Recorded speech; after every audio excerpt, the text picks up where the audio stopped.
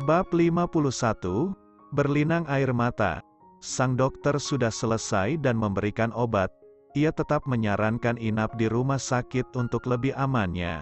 Ia bilang dengan begitu tidak bertambah parah.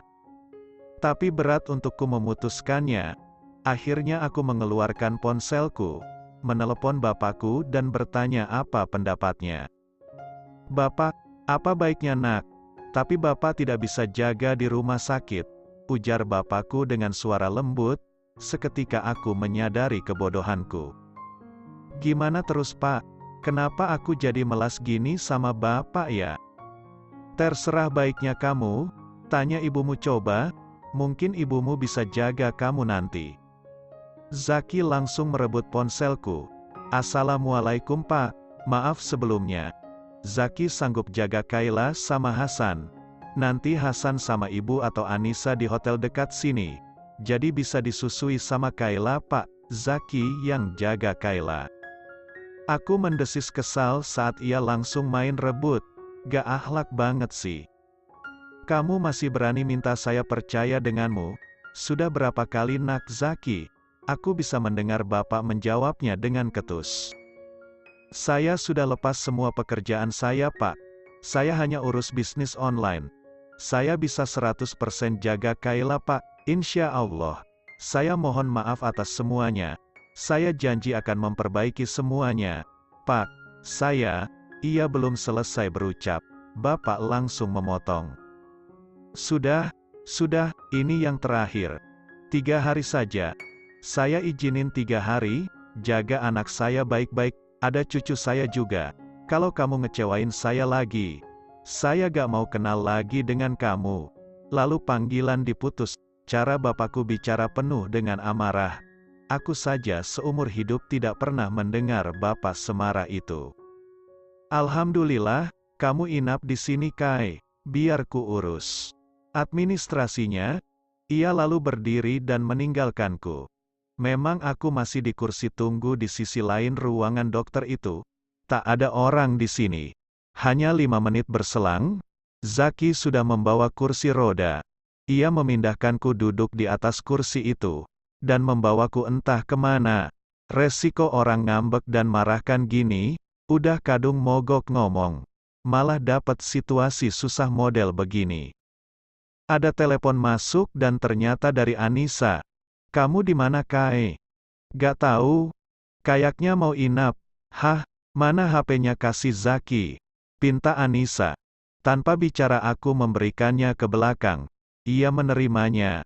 Dan sepertinya ia sengaja memegang tanganku lebih lama dari semestinya.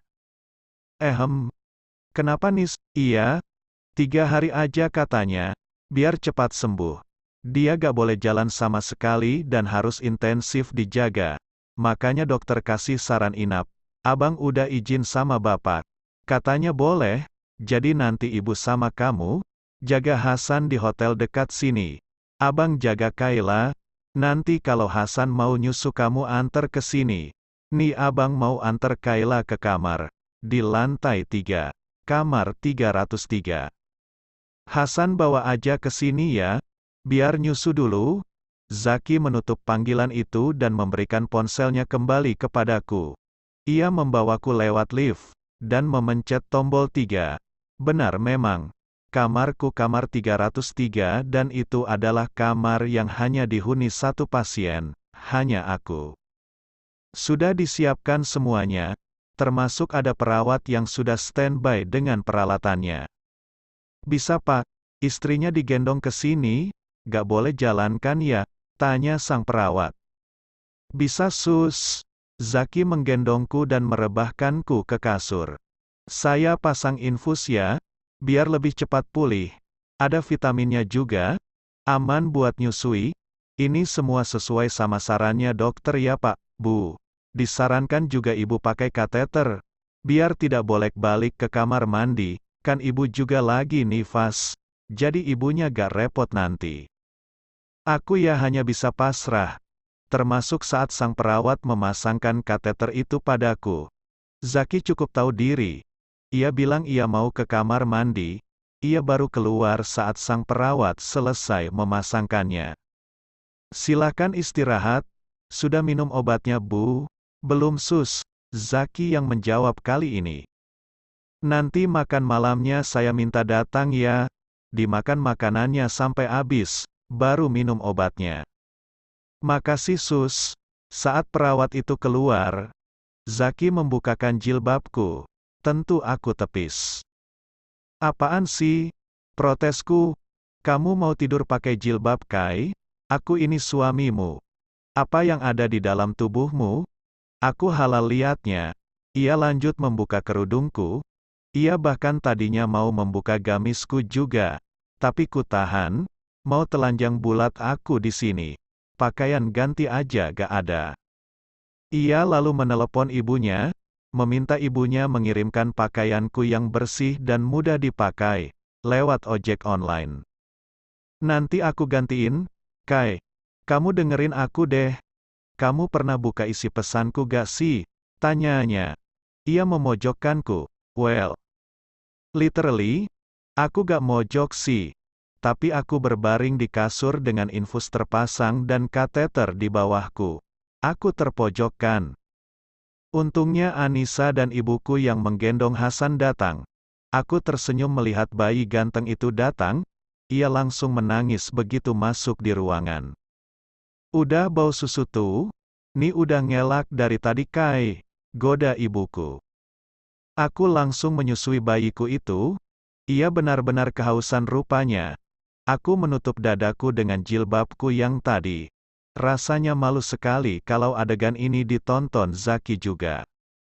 Setelah kenyang, ibu membawa Hasan lagi. Anissa akan membawa ibu dan anakku ke hotel di seberang. Zaki sudah memberinya instruksi, ia juga sebentar pergi ke bawah, ternyata membeli alat penyedot susu, dan penyimpanannya.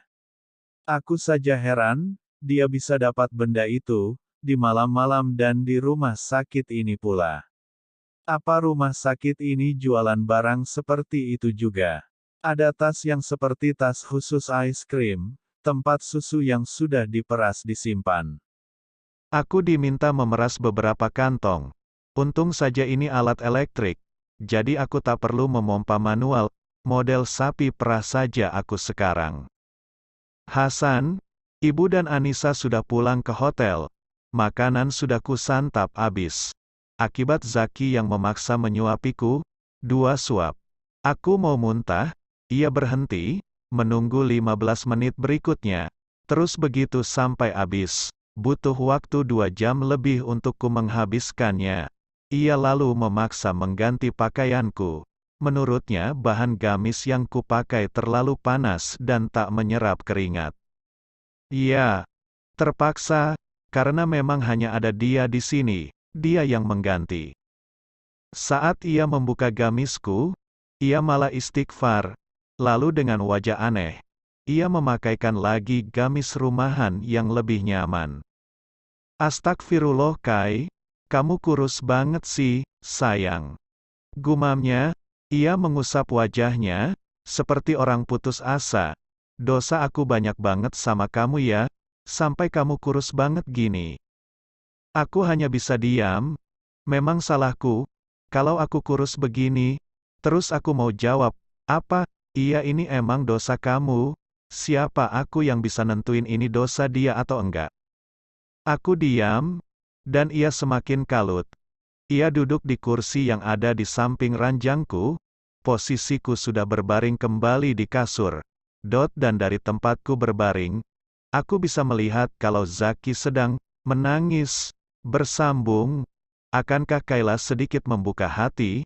Setelah melihat kesedihan yang begitu mendalam pada Zaki, ikuti terus keseruannya.